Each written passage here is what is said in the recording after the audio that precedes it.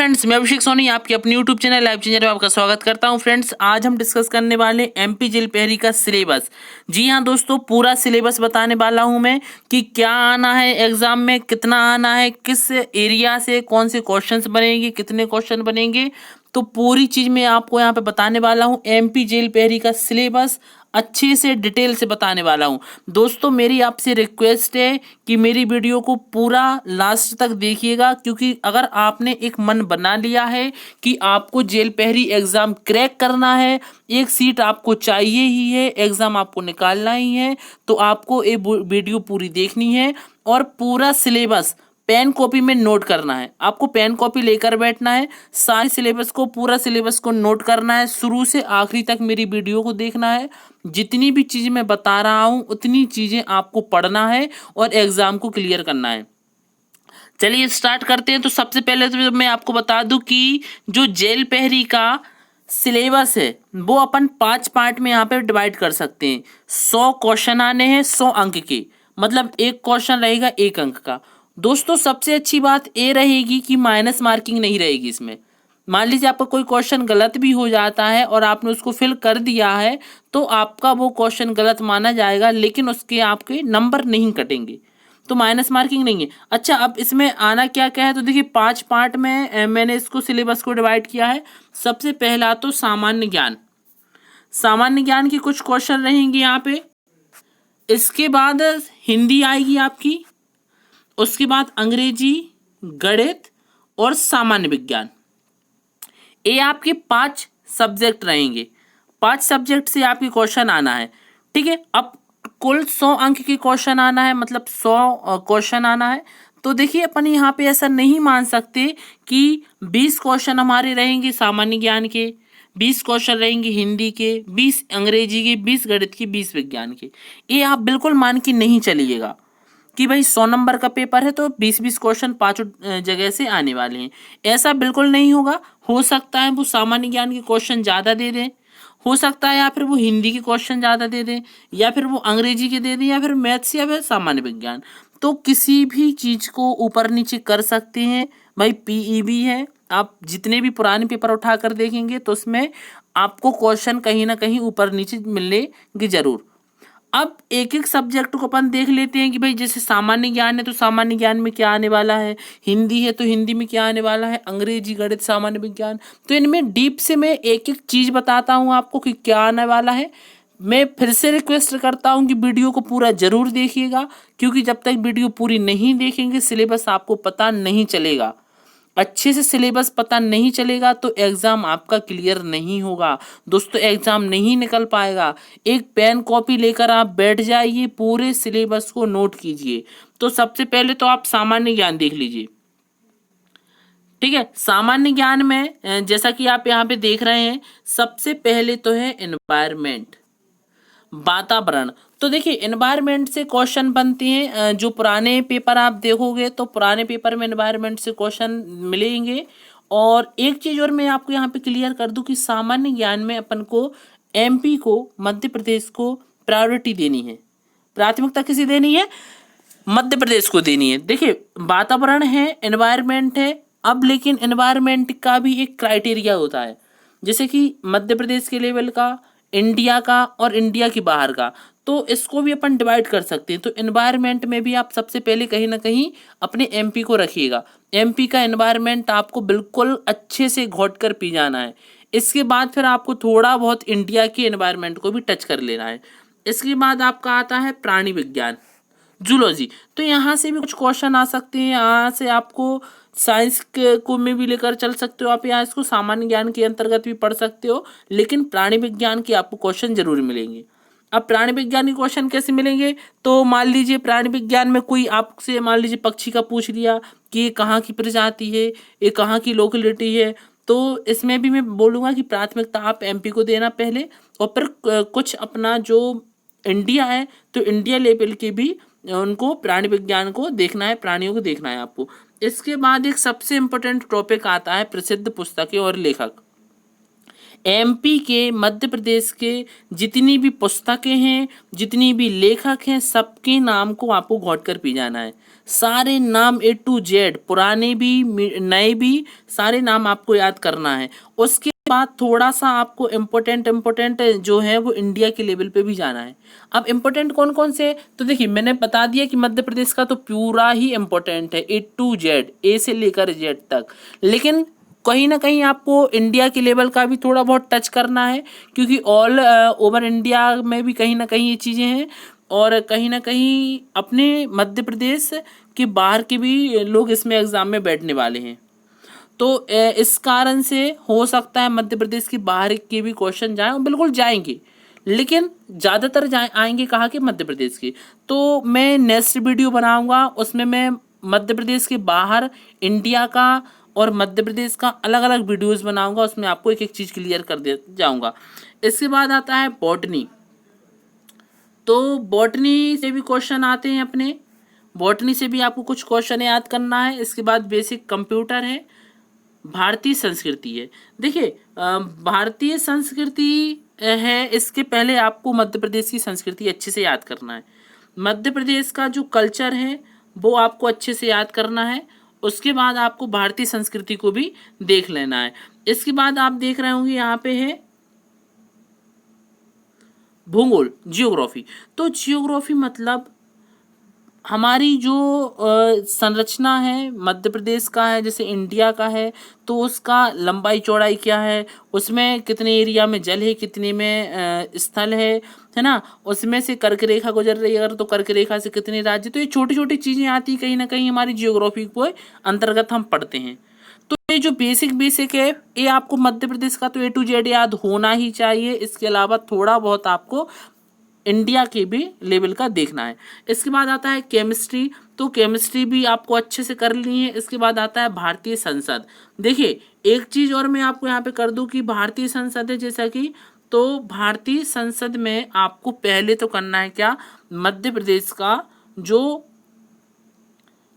मंत्रिमंडल है, मध्य प्रदेश की मंत्रियों के बारे में, नया मंत्री कौन आया है, किस मंत्री के अंडर में कौन सा डिपार्टमेंट है, तो ये सारी चीज़ें आपको करनी है। इसके बाद आपको थोड़ा सा इंडिया लेवल पे भी जाना है। इसके बाद आप देख रहे होंगे बेसिक जीके। बेसिक जीके क्या है, तो बेसिक जीके मतलब बेसिक छोटी मोटी जानकारियाँ, जैसे कि मान लीजिए प्रधानमंत्री कौन है, राष्ट्रपति कौन है, तो इनके पहले कौन थे, है ना।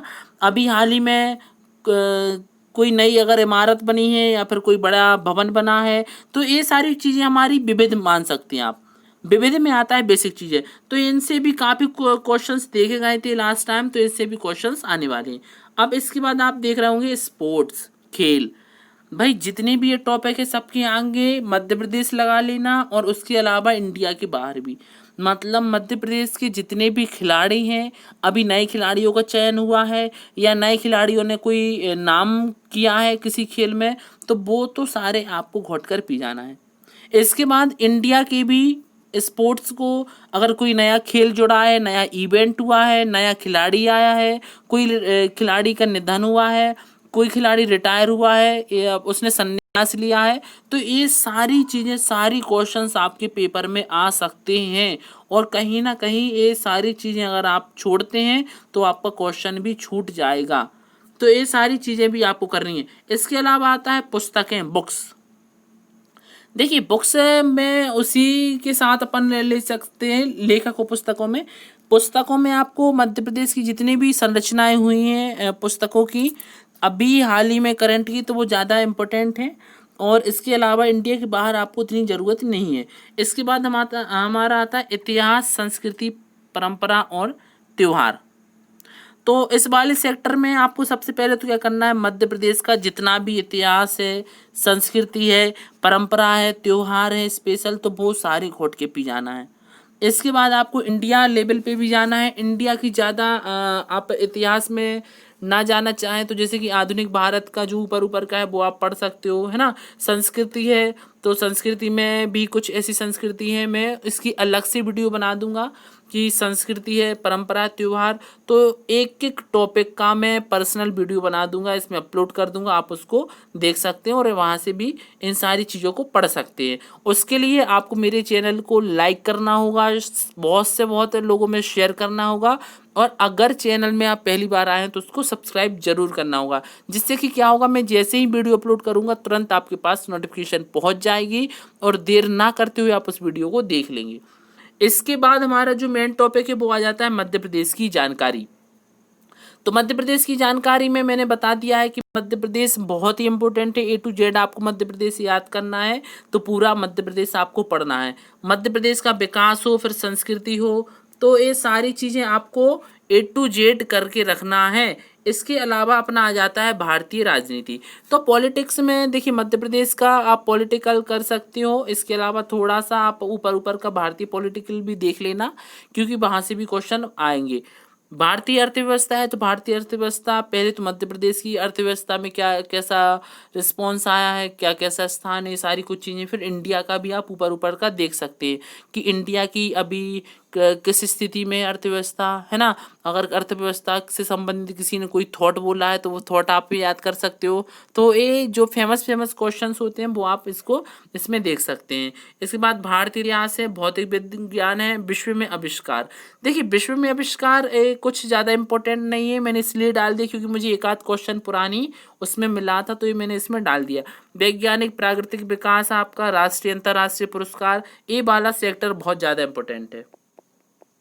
ये जो आपका एक रहेगा राष्ट्रीय अंतर्राष्ट्रीय पुरस्कार, तो ये सबसे पहले तो आपको मध्य प्रदेश की याद करनी है। जितने भी पुरस्कार मिले हैं लोगों को सारे आपको घोट के पी जाना है। इसके बाद फिर मध्य प्रदेश के लेवल का भी जाना है। इंटरनेशनल अंतर्राष्ट्रीय आप नहीं पढ़ना चाहते हो तो कोई उतना ज़रूरी नहीं है। इसके बाद खेल और एथलीट आ जाता है, तो ये भी आपको मैं बता चुका हूँ। इसके बाद बजट और पंचवर्षीय योजना आ चुकी है ना पेपर में, तो ये भी आपको पढ़ना है। ये आपका कहीं ना कहीं जो बेसिक जीके है उसके अंतर्गत हम इसको ले सकते हैं, तो बेसिक जीके में आप इसको पढ़ सकते हो। इसके बाद हम अगर बात करते हैं हमारा पार्ट 2 हिंदी जीके में, आई होप आप समझ गए होंगे कि पहले प्रायोरिटी हमें मध्य प्रदेश को देनी है, मध्य प्रदेश के A to Z चीज़ को पढ़ना है। उसके बाद थोड़ा थोड़ा हमें कहीं ना कहीं ऊपर जाना है इंडिया लेवल में। इसके बाद अगर हम बात करें हिंदी में, तो भाई हिंदी में बहुत सारी कुछ चीज़ें आने वाली हैं, बहुत ही इंपॉर्टेंट है हिंदी। और हिंदी के क्वेश्चन अगर आते हैं तो आपको एक भी क्वेश्चन स्किप नहीं करना है, एक भी क्वेश्चन गलत नहीं करना है। सबसे पहले इसमें दिया हुआ है अशुद्ध वाक्यों को शुद्ध रूप में लिखिए, तो सीधा सा सिंपल क्वेश्चन आ जाएगा। कोई भी अशुद्ध वाक्य दे देंगे, 4 ऑप्शन देंगे उसमें कि इनमें से कौन सा इसका शुद्ध रूप है, तो वो आपको उसमें टिक करना है। विलोमार्थी शब्द, विलोमार्थी शब्द तो बिल्कुल आते ही हैं, समानार्थी पर्यायवाची भी आते हैं, तो ये तो आपको घोट के पी जाना है। अब इसमें भी कुछ इंपॉर्टेंट है, तो उसके लिए आप क्या कर सकते हो, पुराने पेपर को देख सकते हो, या फिर मैं इसके लिए भी वीडियो अपलोड करूंगा तो मेरी वीडियो को आप देख सकते हो, वहां से भी आप इसकी स्टडी कर सकते हो। और एक वीडियो और मैं बनाने वाला हूँ कि बुक्स, कौन सी बुक्स है जेल पहरी के लिए सबसे अच्छी है, हिंदी के लिए कौन सी बुक सबसे अच्छी है, मैथ्स के लिए, तो ये सारी चीज़ें मैं अगली वीडियो में बताने वाला हूँ। तो आपको उसके लिए चैनल को सब्सक्राइब करना है, जिससे कि मेरी वीडियोज़ टाइम से आपको मिल सकें। अब एक चीज़ आता है अनेक शब्दों में एक शब्द, तो भाई ये बहुत सरल क्वेश्चन होते हैं। अनेक शब्दों के लिए एक शब्द होता है, एक कोई आपको वाक्य वगैरह दे दिया जाएगा, उसके लिए आपको एक शब्द देना है, तो ये भी आपको करना है। कहावतें लोकोक्ति हैं, इसके बाद संधि विच्छेद तो आता ही है। जितने भी मैंने पुराने एग्जाम देखे हैं तो संधि विच्छेद मुझे ज़रूर मिला है, तो इसको तो आपको घोट के पी जाना है। क्रिया से भावात्मक संज्ञा बनाना, तो ये अभी आपको समझ में नहीं आ रहा हो गया तो आप हिंदी की कोई भी पुस्तक उठाएंगे तो उसमें आपको ये टॉपिक मिल जाएगा, आप वहाँ से पढ़ सकते हो, नहीं तो मैं इसके लिए भी एक अलग सी वीडियो बना दूंगा। रचना और रचयिता, रचना और रचयिता एक हिंदी का जो इतिहास कह सकते हैं हम, उसके अंतर्गत आ जाता है, तो उसको हमको वहाँ से पढ़ना है। जितनी भी हमारी इंपॉर्टेंट रचना है उनको हमें पढ़ना है, और उसकी रचयिता कौन है वो भी याद करना है। वर्तनी की सामान्य अशुद्धियाँ तथा शब्दों के शब्द रूप, तो ये मैं बता चुका हूँ। शब्दों के स्त्रीलिंग, एक दो क्वेश्चंस मैंने ऐसे भी देखे हैं कि शब्दों के स्त्रीलिंग भी पूछ लिए हैं उन्होंने, तो ये भी आपको यहाँ से कवर करना है। इसके बाद बहुवचन है, तो एक वचन, बहुवचन, द्विवचन, तो एक कैसे आते हैं, किस प्रकार से आते हैं, मैं इसके लिए भी एक वीडियो बना दूंगा। आपको तो अभी याद रखना है बहुवचन आना है। अगर हिंदी की बुक है आपके पास, कोई अच्छी बुक पढ़ रहे हो आप, तो उसमें आपको ये चीज़ें मिल जाएंगी। किसी वाक्य को अन्य लिंग में परिवर्तन, तो वही आ जाता है, शब्द को स्त्रीलिंग है, पुल्लिंग है, तो ये सारी कुछ चीज़ें भी पेपर में आ चुकी है। मुहावरों व उनका अर्थ, तो भाई मुहावरे और लोकोक्ति कहावतें, मैंने ऊपर भी यहाँ पे है कहावतें लोकोक्ति मुहावरे, इन तीनों चीज़ों को देखिए हिंदी में मेन ये क्वेश्चंस आते हैं, विलोमार्थी आते हैं, समानार्थी आ जाते हैं ना, संधि विच्छेद हुए, आपका लोकोक्ति हुई, कहावतें हुई, मुहावरे हुए, तो ये क्वेश्चंस, तो ये सारी कुछ चीज़ें तो हमें करना ही है, हर हालत में करना ही है। देखिए ज़्यादा कुछ चीज़ें इसमें नहीं है, जितनी भी चीज़ें इतने आप इसमें से कर लेते हैं तो आपका हिंदी का पोर्शन कवर हो जाएगा। इसके बाद सबसे इम्पोर्टेंट चीज़ आती है इंग्लिश। भाई इंग्लिश में क्या करें, कैसे करें, कौन सी बुक अच्छी है, तो बुक के लिए तो मैं अगली वीडियो में बनाऊंगा, तो उसमें भी सारी बुकें आपको क्लियर कर दूंगा। अभी अपन बात करते हैं सिलेबस की। तो सबसे पहले इंग्लिश में ग्रामर की छोटी छोटी चीज़ें आ जाती हैं और बहुत सारे नंबर कटते हैं ग्रामर में, क्योंकि कहीं ना कहीं हमें लगता है कि हमने आंसर सही दिया है, लेकिन वो आंसर सही नहीं होता, वो आंसर गलत ही होता है। तो इसके लिए मैं एक नेक्स्ट वीडियो आपको बताऊंगा कि ग्रामर में क्या पढ़ना है, कैसे पढ़ना है, और कौन कौन सी चीज़ें आपको ऐसी हैं जो क्वेश्चंस किस प्रकार के आ सकते हैं। और इसके अलावा आप पुराने पेपर्स को भी उठा कर देख सकते हो, तो वहाँ से भी आप देख सकते हो कि ग्रामर का कौन कौन सा क्राइटेरिया आया है।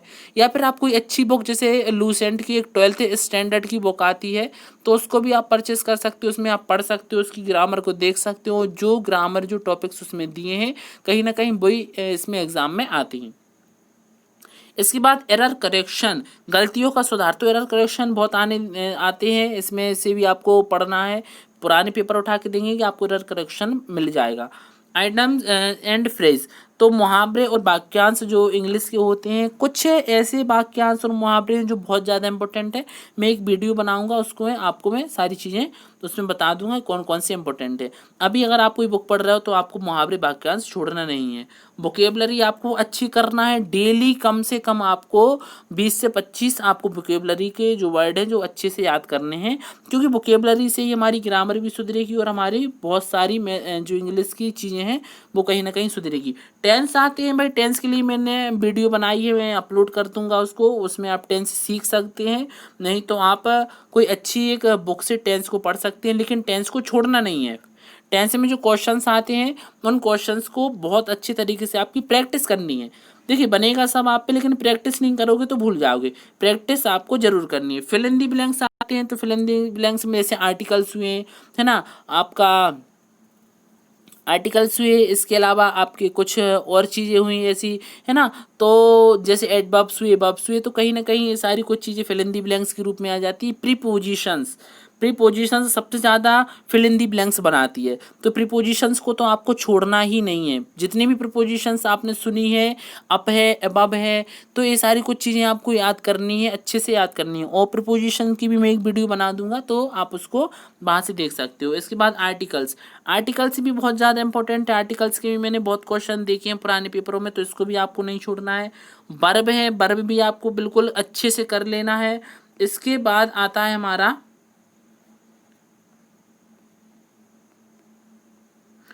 वाक्य व्यवस्था, sentence rearrangement, sentence rearrangement, unseen passage, ब्लॉम शब्द, एनोनिम्स, सिनोनिम्स, समानार्थक शब्द।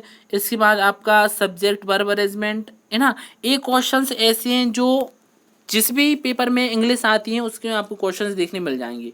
इंग्लिश के विलोम और समानार्थक, ऐसी चीज़ें हैं जो आपको हर पेपर में इंग्लिश के मिलेंगे।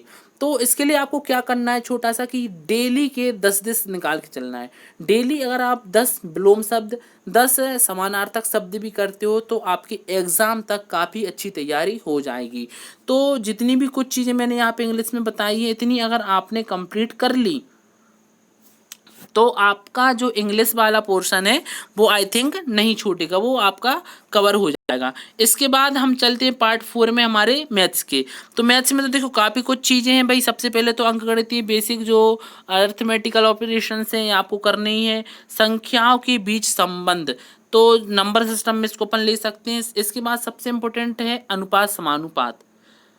इसमें से तो क्वेश्चंस बनते ही बनते हैं, आप पुराने पेपर को उठा के देखोगे तो अनुपात समानुपात है, प्रतिशत है, ब्याज है, डिस्काउंट है, आपका औसत है ना, जजमेंट है। तो इनमें से क्वेश्चंस तो बनते ही हैं। तो ये सारी चीज़ें तो आपको हर हालत में कंप्लीट करनी ही है, और इसके लिए मैं हो सकेगा तो वीडियो भी बनाऊंगा और इसमें अपलोड भी करता जाऊंगा, तो आप समय समय पर उनको भी देख सकते हैं। इसके बाद एक चीज़ आती है कंप्यूटेशन ऑफ होल नंबर्स, मतलब संपूर्ण संख्याओं की गणना। भाई ये क्या है, तो अगर आप कोई अच्छी मैथ्स की बुक पढ़ रहे हो तो उसमें आपको ये टॉपिक मिल जाएगा, नहीं तो इस चीज़ को मैं आपको वीडियो के माध्यम से कवर कर दूंगा।